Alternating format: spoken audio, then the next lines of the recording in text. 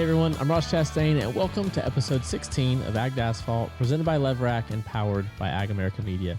Remember that full-length episodes can be found on the Like a Farmer YouTube page, as well under Like a Farmer wherever you listen to your podcasts. Today, we're going to recap a race out at Worldwide Technology Raceway, as well as take you on a trip to Laurel, Delaware, where Scott and Corey Givens of C&S Farms are going to explain to us how they scaled a roadside stand up into a diverse farming operation in Delaware and Maryland. Then I'll answer some of your Ask Ross Anything questions. And finally, we'll look ahead to the cutoff race in the first round of the Cup Series playoffs, Bristol, Tennessee. But first, let's jump into the Smashdown presented by LEVRACK. All right, we're back in the studio at the farm, back from Worldwide Technology Raceway with producer Ben. How you doing, Ben? Good. How are you? Welcome back. Welcome back. I got home quick. Got a full night's sleep last night. How about you? I did not get home quick. I had probably sat on the plane for about 2 hours waiting for our everybody to show up. So that was a fun adventure, but we made it back still at a decent time. So it was good though. Did you have a playoff car on your plane? No. Oh. Nope. Actually, a little bit. It was like a mix of like 2311, a couple of the Trackhouse pit crew guys, and then a couple stragglers too. Because it wasn't the full crew. Some of the pit crew guy, I don't know. It was kind of split up different, but playoff travel home is tough right now. It is. A lot of tech going on. Yeah. So, I got home, had a normal day, back in the Wise gym this morning. I've been busy, so haven't had a ton of days in there. So, Dan Jansen, our strength coach, kicked my butt this morning for like my version of, he made me try hard. So probably not other people's, but, it was good to actually get like a Sunday night of like full sleep. It's not normal for us. Yeah, especially coming up on a short week too. Yeah. So. When'd you get up to St. Louis? Friday morning. Yeah, Friday morning. Okay. So you made normal. your plane.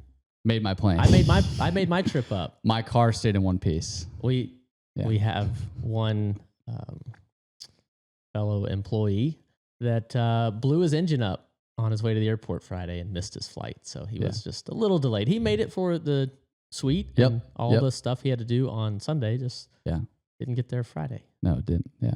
Poor AJ. AJ, thinking about you, buddy. Good luck with that new car you get to buy now. I'm so excited for him. What do you think? He's got to buy a Chevy. I don't know. He was adamant before he got the official word that he blew the motor. He's like, I'm just going to fix it. And I was against it. I'm also looking at getting a new car soon, but I was like, dude, let's just go down a new path. Like, you need something different. So he's such an open wheel guy. I feel like he looks at a whole different group of cars than I would ever look at. Like I look at the 3 OEMs in the past when I was buying cars. That's all I would look at. And now obviously exclusive Chevy, but I'm gonna lean on him a little. He needs to be in a Chevy. He's like a Colorado guy. I can't see him with the truck. Yeah, he needs to be in a truck. I could see him maybe like a really nice Blazer, something a little bit bigger, but he's probably going to get a Cobalt. He needs a Blazer EV. That would be cool. Yeah. I haven't seen those yet. Then he'll be requesting a plug at the office. Yes. Yeah. Yeah, that'd be nice. Hey. So, park it right next to your Silverado EV. Yes. Yeah. I'm not there enough to plug in, but he is. I got up there Wednesday actually to St. Louis. So obviously with AB right there, that being their main brewery, a lot of Busch Light people in town. So we went to the Cardinals game Wednesday night. They were playing the A's. Not a lot of fans there. Those midweek games are rough, but especially when you have two teams that are not even close to the playoffs. So, yeah. But cool stadium though. Really cool stadium. Yeah. Some of their signage looks old. It's not that old, but like the neon stuff looks really cool. So to be at Busch Stadium with Anheuser-Busch, it was really cool. Standing on top of the mound, I don't care if there was only 2,300 people there. It's still intimidating to me. I got more nervous for that than I did strapping into the Cup car Sunday. Did you ever play baseball growing up? No. Not even T-ball. Oh, what? No, I played soccer. No. Oh. I know. It's like one of my worst qualities. Yeah. I try not to tell people that. Did you make it to the plate, though? I haven't seen the clip yet. Okay, that's good. A little high. That's okay. At least you didn't like bounce or fall short or go wide left or right. Straight up. Yeah. Just glove had to go up. That's okay. Yeah. For the first time I threw from, I always go to the top of the mound, like foot up on the plate. Yep. but I threw with a glove. So Rawlings gave me a custom Melon Man glove a few weeks ago. Oh, that's cool. When I was out there for some stuff ahead of the race, I don't know, 3 or 4 weeks ago. Custom printed Melon Man Manny glove, and they like broke it in for me. It's great, but I've never thrown a baseball in front of people with a glove on. I don't think I've even thrown one with a glove. So that made it actually a little awkward because I didn't really know what to do with this hand, how to get it out of the way, and my weight and balance was all off. So, but I got it there. That was the main thing. That's good. Yeah, full wind up and everything, I'm sure. Quarter wind up, I'll say. That's all right. But I got a few cheers, a few claps. Nice. And got back up to our seats behind home plate and then up to the suite. I mean, Anheuser-Busch has a really nice suite inside Busch Stadium. I would hope so. The Busch Lights were cold. Yeah, I'm sure they were. Had me a big hot dog and it's great. Nice. So nice. That was fun. That's cool stuff that I've tried to lean into getting to do. And although it takes traveling in early, that was fun. Lauren even went. Wow. Had a Lauren Emling sighting. Wow. Yeah. That's rare. Made the trip over. Yeah. So putting her to work. That's good. Yeah. Thursday I hung out with some of the guys at AB. Just had some more beers, talked shop, talked about the program. This is our second year with them, so talking through how what's went right. Obviously, they came off Kevin Harvick, and they had decades, and even they had a body of work before these two guys even worked for the company. They were working with Kevin Harvick, so definitely has been. I think we've all learned through a year and a half of working together publicly. We're a better part of 2 full years working together behind the scenes, trying to get this thing going. But yeah, as I've grown into the driver of the Busch Light car, and they've grown into working with Trackhouse and me, it was good just to kind of have some time to talk through that. And they kind of took me on a tour of St. Louis, so it was cool. Yeah, what did I do Friday? I don't even remember. I don't even think I need to go into Friday. You had the fashion show, but the fashion show. Okay, I got to set the scene for y'all. I got invited to a fashion show. It was part of Wendell Scott's foundation. Warwick Scott puts it on inside of a mall in St. Louis. I got invited. I said, sure, I'll go. That's all they asked. They just asked me to go. So I attended. I wore a pair of Busch Light shoes I had, a pair of khakis, and like a button-up shirt. No hat. Tried to dress up. A couple other drivers. Ricky Stenhouse went. J.J. Haley went. Zane Smith went. And McCall. And Cole Custer went. Well, when they asked Cole to go, they asked him if he wanted to walk in the show. Well, he assumed we were all walking, so he said yes. He was the only one walking in the fashion show. So amongst all of the models, these people that Warwick brought in, they know what they're doing. They didn't need coaching. Cole gets there and realizes that none of us are walking, and he's there in like a team polo and shorts. And behind the stage, they had all his clothes. So they put him in these very nice clothes and then made him walk the runway. I was losing it. Ricky Stenhouse got a video of me. I'm crying in the audience because I just know Cole and I know how nervous he was, but he actually did good. And I was proud of him because I watched Cole grow up, the fact that he followed through with it and he did it and he smiled. He didn't look like anybody else walking. He didn't have the walk. He didn't have the smile or really the straight face. A lot of them don't have much of an expression. Cole looked like he was ready to wave at driver intros. He just kept his arms down though, but he was ready to wave.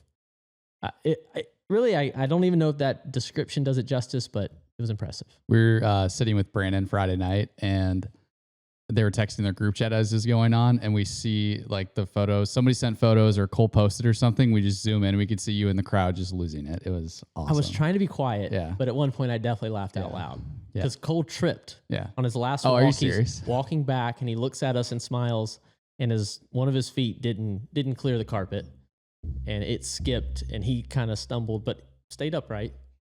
He's an athlete. Held on to it. Yeah. So that's the most I've laughed without a Busch Light in my hand in a long time. Wow. That's saying something. Yeah. I get the giggles when I drink. So I think it's a good quality. I think it is. I get happy. Yeah. So you could be a lot worse. Yeah. All right. On to the race, buddy. What happened? I didn't drive the car. It's like the opposite of the one car MO. We qualified 4th and finished 24th. Usually it's the opposite. It is. Yeah. Not very good in practice, but I thought 15th place, and with some adjustments, we'd be top 10. Qualified great. Car had grip. It was balanced. It was amazing. Start the race. It's just like practice. 15th place car again. So we worked our way from 4th back to 10th-ish. I thought we were like a 10th place car in the race. And then the 10 car, something failed. Glad that Ty had the thought to like turn right and stay up against the wall early, but that killed our race. And I'd say cost us, I don't know, in the neighborhood of 12 spots, maybe. Thought we were going to be in the low teens or outside the top 10. It all worked out. So it's okay. Yeah. Yeah, I got stage points at the very least. Got stage points, but not competitive for the win. Yeah. Definitely not. And after qualifying, I'm like, oh my gosh. We're going to be really good here. And then we started the race and not as good. So some scratching of our heads of why. But it's okay. We survived. There was times where I was in really bad spots, and we lived to see the next straightaway. So that's it for me. I mean, really the 11-1. I thought the 20 car was the best after the first run of the race. First run, I didn't think he was the best car. I thought the 5 was, but after that, the 20 to me looked the best. I don't know what you saw. Yeah. I think I kind of figured going into it once the race started, I kind of had a feeling the Toyotas were going to be good, and they ended up being able to close it out. Larson was really good, but Bubba had a good stretch there for a little bit. Mm-hmm. A lot of different strategies too, so it was kind of hard to tell who was actually fast in the end, with guys staying out, taking 2 tires. Fuel was kind of a weird deal in the middle. Yeah. I know you guys at one point had to save fuel. Yep. To kind of just get to the end of the stage. I think it was one of the stage 2 maybe. Yeah. Yeah. So, they did a good job though. I kind of figured Denny was going to pull something out at some point. So, wow, big DH fan over here. So, do you count yourself as getting on the bandwagon, or you've already been on the bandwagon? I never was. Oh, never was, and probably never will. Oh, buddy, come on. Yeah. Are you on the bandwagon? No, I'm not on the bandwagon. Look, if that happens, I'll have whatever tires he has printed right across my face because it'll run me right over. I hope they're Goodyears. Yeah, they probably will. It'll be a Titan. Titan tire. All right, before I answer some of your Ask Across Anything questions and we look ahead to Bristol, let's take a trip up to Laurel, Delaware, and talk to Scott and Corey Givens about how they turned their roadside farm stand into a massive, diverse farming operation.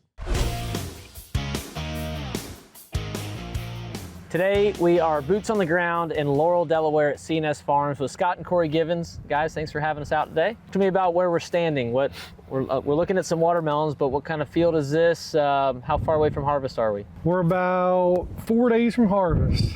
Hopefully going to start probably Monday or so. Waiting on the salesman to tell us when they're going to be ready.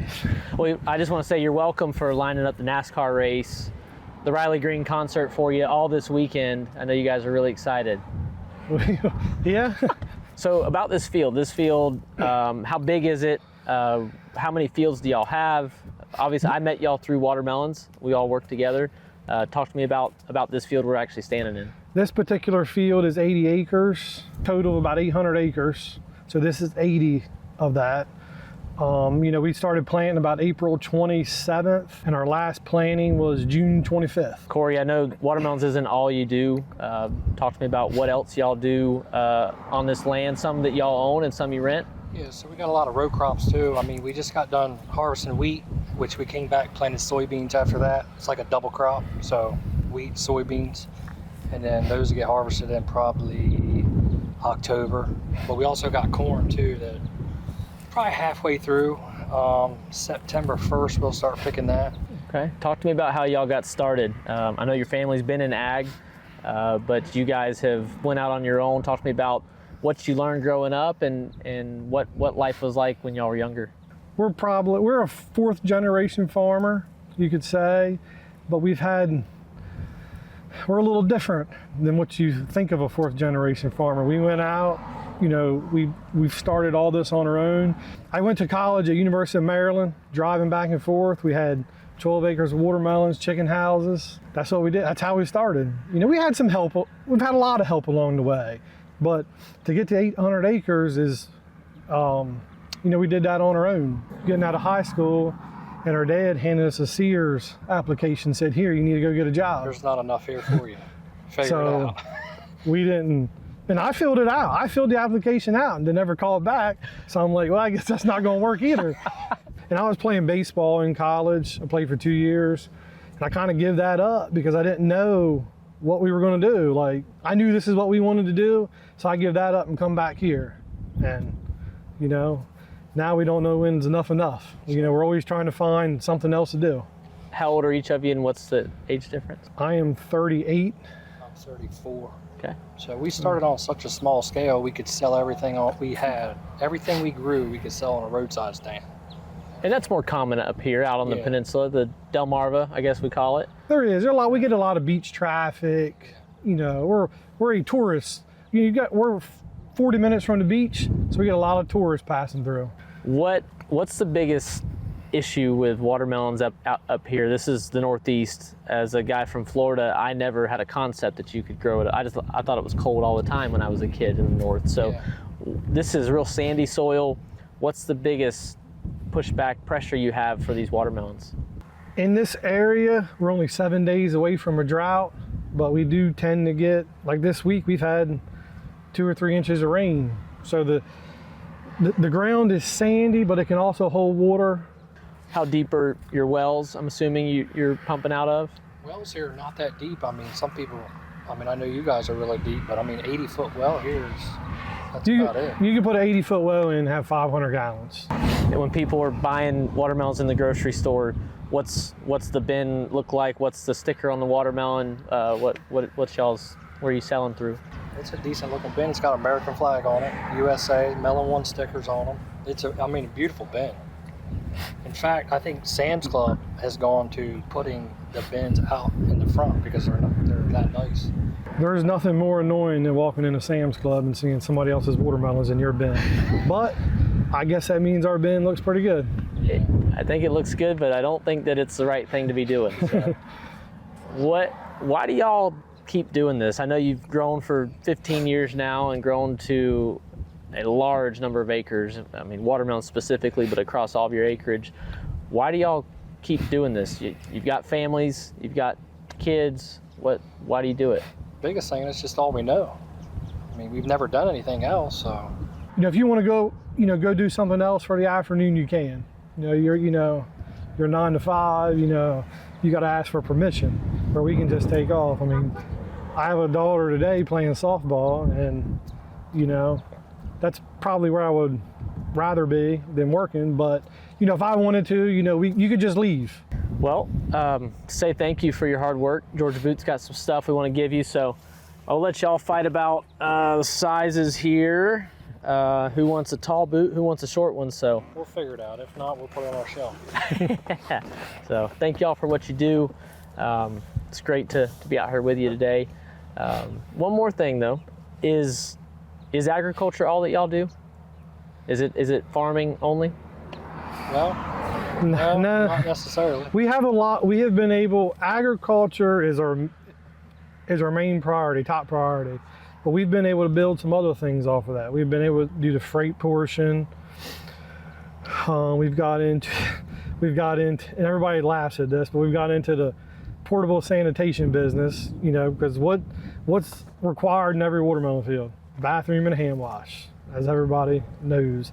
So we've been able to get into that. Everything we're doing has stemmed from the watermelons and the agriculture. All right, well, thanks guys. Sorry to keep you from the softball game. That's all right. Thanks for taking some time to talk to us, and see you at the track this weekend. Yep. All right, this is the part where I would normally thank Scott and Corey, but I'm actually going to thank Kristen and Caitlin Givens for allowing those boys to do everything that they do and come to a ton of races, both NASCAR and dirt, and run all those different companies that they're working on. So thank y'all. Also want to thank Georgia Boot. Now let's answer some of your Ask Ross Anything questions.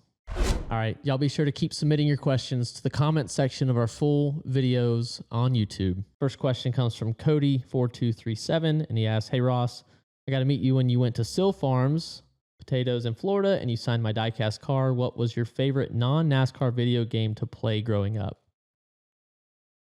That was a rainy day at C&S Farms, unfortunately. One of our neighbors down in Punta Gorda.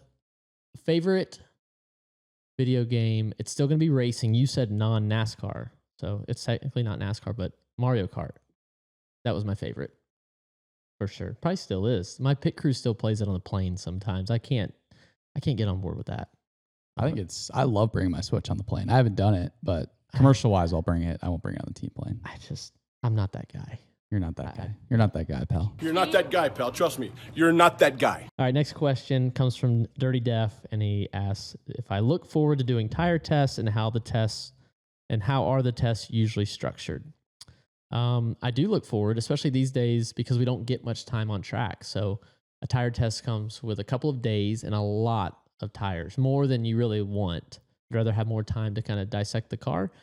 It's not what the test is for. It's to run through tires, kind of get a baseline set up that works where I'm not going to crash, and then just run laps. And they're just going to keep changing the tires. They're going to change something in the sidewall, on the side of the tire. They're going to change something in the compound, the stiffness of it, the softness. I don't even know what all they're doing out of Akron, Ohio, and everything that Goodyear does. But that New Hampshire test was wild because they actually had some sets of tires that you'd run maybe 10 laps, and then it felt like your tires were just completely bald. Like they had no rubber left. They would keep going, but you had to slow down several seconds. It was like didn't even feel like a race car. And then they had some that would just run forever. And I feel like I just ran out of gas before I ever slowed down. So they're going to land obviously somewhere in the middle, but I think they're definitely getting aggressive with their compounds, with their tires, I should say. I don't really know what they're getting aggressive with, but I know that they look the same going on the car and they react way different. So Goodyear structures the test. Goodyear's kind of sets the rules, and for us, there was one car from each OEM there, and they told us what to do and when to do it, basically. So don't get much say in it, but got over 700 laps around New Hampshire, and the race is, 301? All right, final question, and I can't even believe I'm going to let him get away with this, but producer Ben slipped this one in, and he asked, do I think that I could crush a watermelon with my legs? I do not. I watched Katie do it on the stage at Worldwide Technology with Kenny Wallace and John Roberts, and Ben, I don't think I could do that. Yeah, that was really impressive. Incredible. She has torn things in her legs currently, and that was wild. And those were not old watermelons. No, they were fresh. Yeah, and she was saying, I think she has the Guinness Book of World Records or whatever of most watermelons crushed in under 30 seconds or something, or 3 watermelons crushed in like least amount of time, something like that. Really need a camera on your face to watch you try to get that out. Describe that. Yeah. Yes, Guinness World Record holder. Motivational talk. She spoke before she did it. Was motivating and really targeted towards young girls in her message. So was glad the track had her out. I'll donate watermelons for her to do that. I'm gonna stay on the top of the car. I don't think I could do it. I know I could not do that, and I will not be trying. So we're just going to leave that there. All right. I'll say it again. Y'all keep submitting your questions to YouTube. I'll keep picking a few and answering them. Please send better ones so I don't have to let Ben slide any of his in. Please. Let's head on to Bristol, where we are 19 above the cut line, buddy. How's that make you feel? Nervous. Very nervous. Yeah. I thought it was going to be single digits getting out of the car. Yeah. Just what I thought. I thought we were like in the mid-20s finishing. I knew that Josh Berry had crashed. I knew that Alex Bowman was behind me and SVG, but I don't know. In my head, I thought worse. So I was actually pretty excited.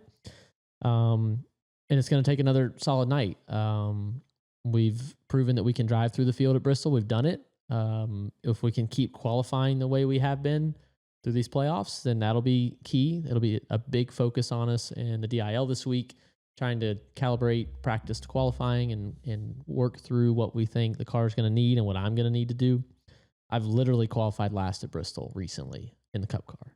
So goal number 1, let's not qualify last.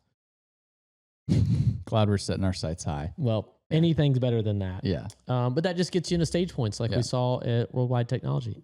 Just sets you up to stack the points throughout the night. And then if anything happens, you've got more. So yeah, as the race goes, it's going to be moving. The cut line will be moving. Our plus and minus will be moving. I don't ask really what's going on.